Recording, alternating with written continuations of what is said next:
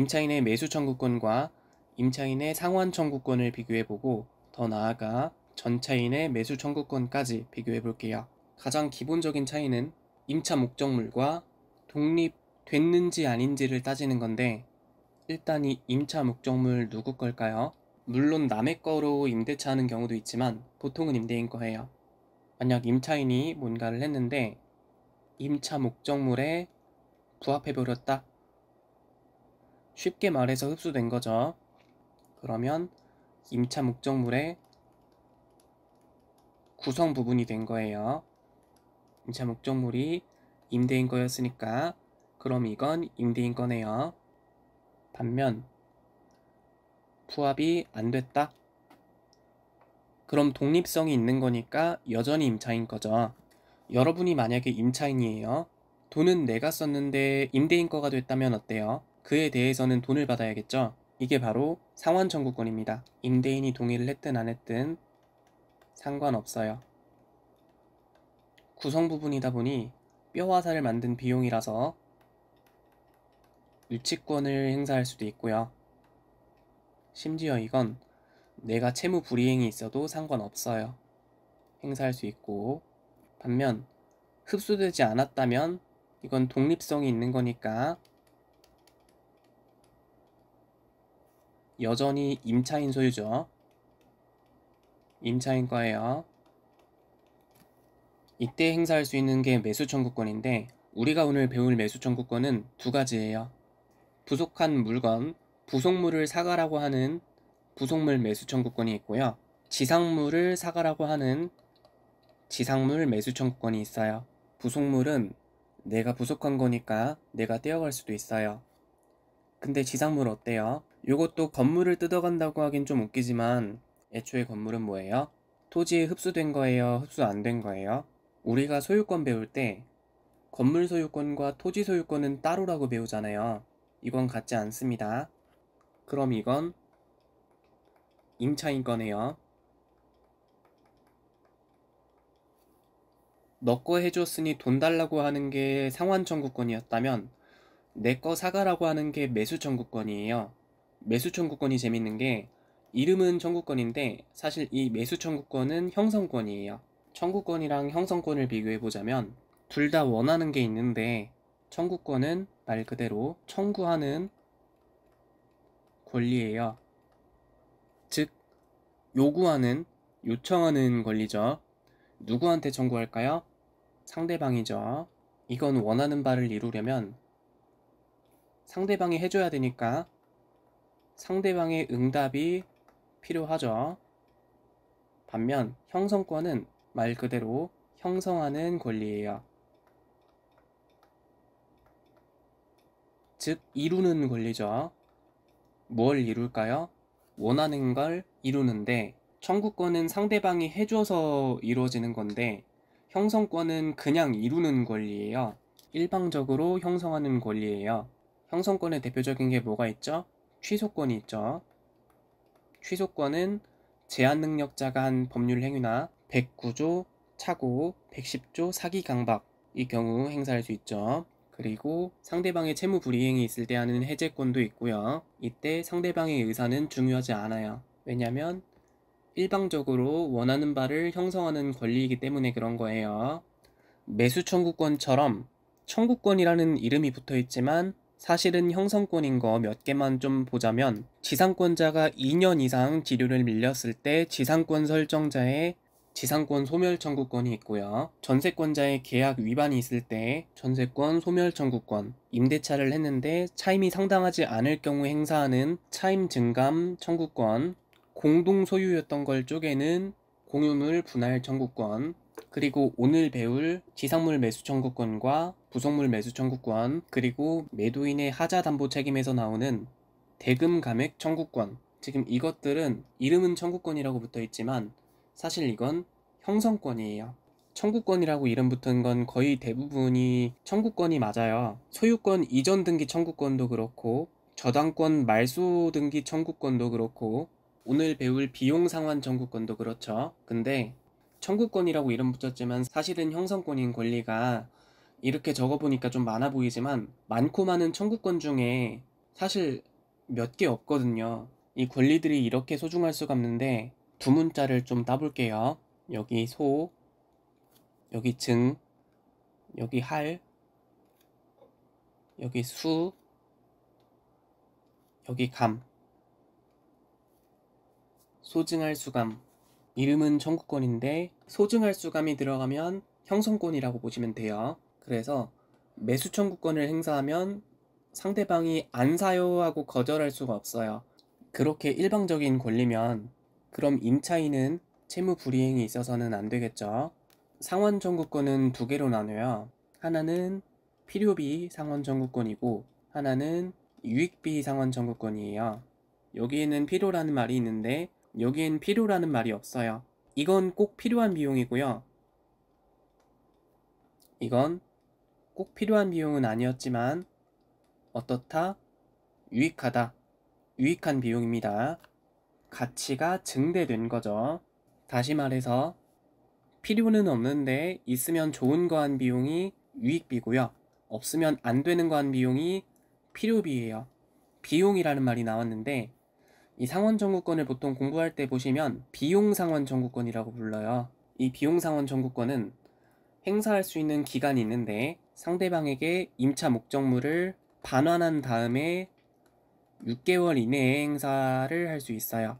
있어서 좋긴 한데 굳이 필요하진 않았던 유익비는 임대인이 이 두 가지 중에 선택할 수 있어요. 증가된 가치랑 지출된 비용 중에 선택해서 상환할 수 있고요. 가치가 증가돼야 행사할 수 있는 유익비다 보니 이거는 임대차 종료 시 가액의 증가가 현존할 때 행사할 수 있어요. 그 말은 계약 기간 중에는 청구할 수 없다는 소리고 바로 못 줘도 상관없어요. 좀 천천히 갚는 걸 허락해달라. 상환 기간에 여유를 좀 달라.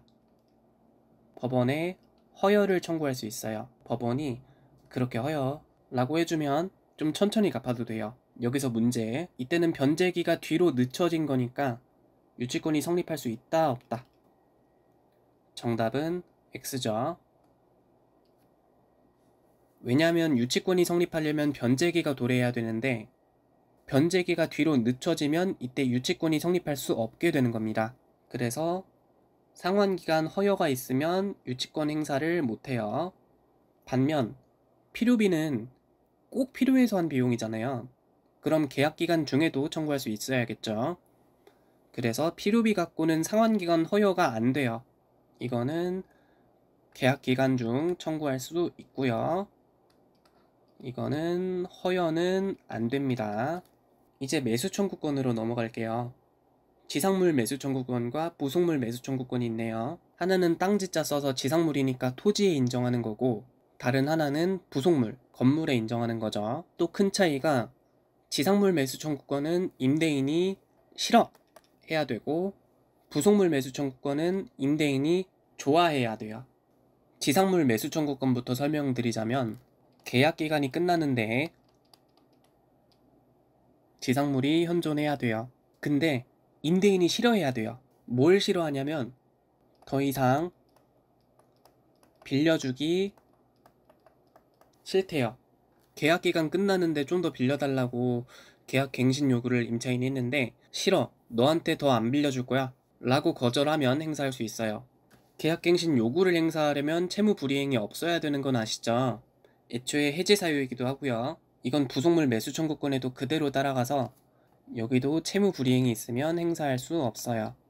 근데 임차인이 계약갱신 요구는 안 했지만 임대인이 먼저 너한테 더 빌려주기 싫어, 이번 계약기간 끝나면 나가 하고 해지 통고를 했다면 굳이 질척거릴 필요 없이 바로 지상물 매수 청구권 행사할 수 있어요.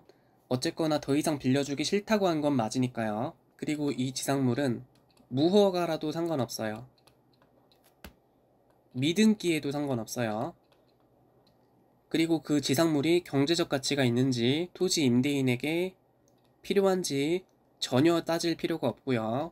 다만 임차인이 자신의 특수한 용도라거나 사업을 위해서 설치한 물건이나 시설은 안 되고요. 토지 임대차 목적에 위반해서 축조된 것이 아니어야 되고 임대인이 예상치 못할 정도로 고가는 아니어야 되죠. 만약 건물 소유를 목적으로 하는 토지 임대차 계약이 있어서 임차인 소유 건물이 임대한 땅 말고도 옆 땅에도 걸쳐 있다면 어떨까요? 어떤 경우냐면 여기가 임차한 땅이고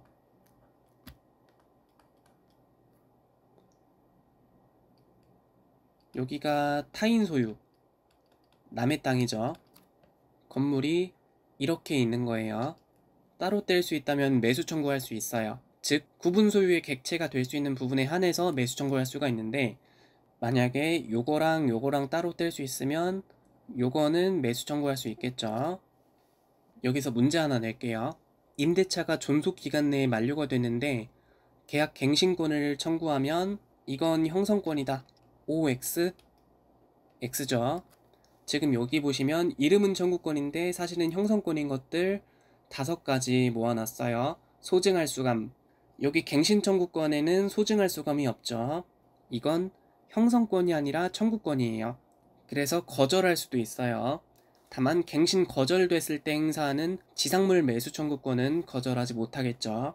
그럼 부속물 매수 청구권은 뭘까요? 이건 임대인이 좋아해야 된다고 했어요. 뭘 좋아할까요? 임대인의 동의를 받아서 설치했거나 에어컨 좀 설치해도 될까요? 좋아. 임대인을 통해 매수한 경우 이거 좋은 건데 이거 살래?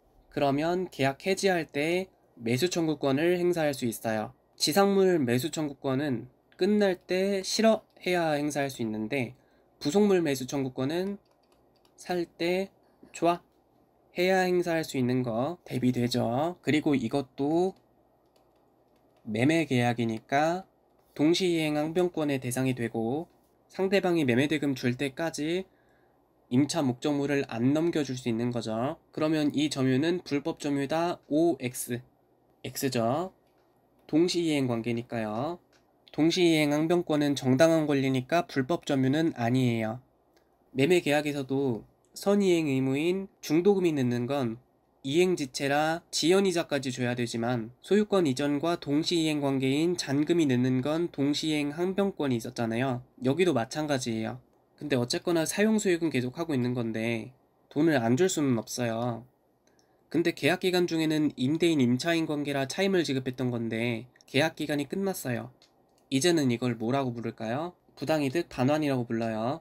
이 부당이득이라는 게 어감상 야, 너 감히 부당하게 이득을 취해? 로 읽히겠지만 당연히 이런 뉘앙스는 아니고요.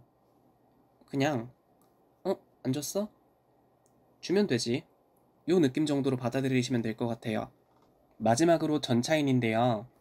전차인이 뭐냐면 임차인으로부터 한 번 더 빌린 사람이에요. 이렇게 임대인이 있고요. 임차인이 있습니다. 임차 목적물을 빌려주겠죠. 이게 임대차인데 여기서 한 번 더 빌려주는 게 전대차예요. 전대차는 임차인이 돈을 받고 빌려줄 수도 있고 안 받고 빌려줄 수도 있는데 받고 빌려주면 임대차가 되는 거고 안 받고 빌려주면 사용대차가 되는 거예요. 어쨌거나 임대차 한 임차 목적물을 한 번 더 빌려줬으니까 이건 전대차라고 부르는 거예요. 그러면 임차인은 임대차 한 걸 빌린 사람이니까 임차인인데 그럼 이 사람은 전대차 한 걸 빌린 사람이니까 전차인이겠죠. 그러면 이 사람은 임대차 한 걸 빌려준 사람이라서 임대인이면 그럼 이 사람은 전대차 한 걸 빌려준 사람이라서 전대인이에요. 전대인. 만약에 전차인이 임대차로 빌렸을 때 이 사람도 똑같이 부속물 매수 청구권이나 지상물 매수 청구권을 행사할 수 있는데 지상물 매수 청구권부터 볼게요. 아까 요건이 뭐였어요? 임대인이 싫다고 해야 행사하는 거죠. 이것도 마찬가지예요. 전대차랑 임대차랑 기간이 똑같이 끝났는데 전차인이 더 빌려달라고 하는 거예요. 이걸 전차인의 임대 청구권이라고 그래요. 더 빌려달라고 하는 거니까 임차인의 계약갱신 요구권이랑 비슷한 느낌이 있죠. 이때에도 임대인이 더 빌려주기 싫어 라고 하면 지상물 매수 청구권 행사할 수 있고요. 부속물 매수 청구권은 좋아였죠. 이번엔 뭐가 좋다는 걸까요? 임대인아, 나 에어컨 설치해도 될까? 좋아. 임대인의 동의를 얻어서 부속했거나 전차인아, 이거 좋은 건데 너 살래? 하고 임대인을 통해서 매수했거나 임대인아, 임차인 거 내가 사도 될까? 좋아. 임대인의 동의를 얻어서 임차인거 샀거나 그럴 때 행사할 수 있어요. 영상 업로드 하려고 보니까 지금 빠진 부분이 좀 있어서 보충할게요. 이 매수 청구권은 강행 규정이고요. 이 상환 청구권은 임의 규정이에요. 여긴 강행이라는 말이 들어갔고 여긴 임의라는 말이 들어갔잖아요. 강행이라는 말은 딱 들었을 때 규정대로 강행해야 되는 규정이고, 임의 규정은 규정은 있지만 이건 맘대로라는 뜻인데, 법 공부할 때 임의라는 말이 몇 가지 나올 거예요.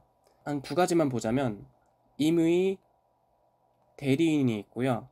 내 맘대로 뽑은 대리인을 임의 대리인이라고 하는 거예요. 임의 경매가 있어요.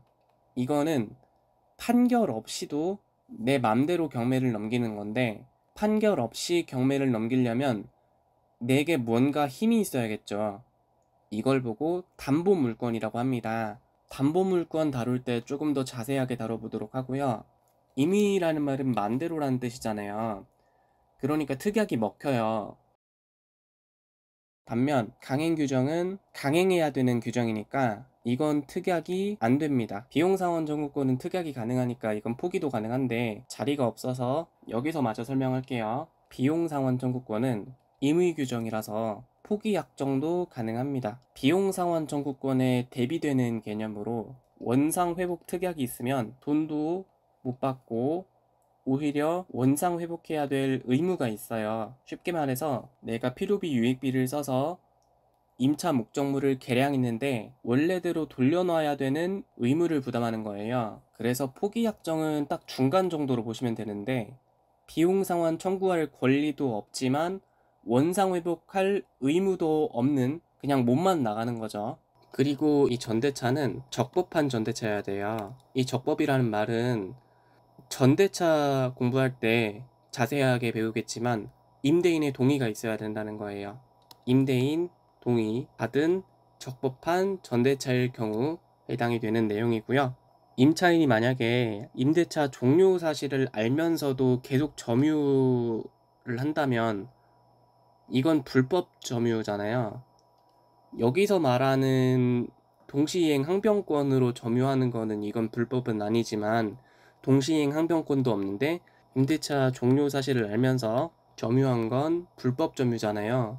이 이후에 발생한 비용에 대해서는 이건 유치권 성립하지 않아요. 이건 유치권 성립하지 않습니다.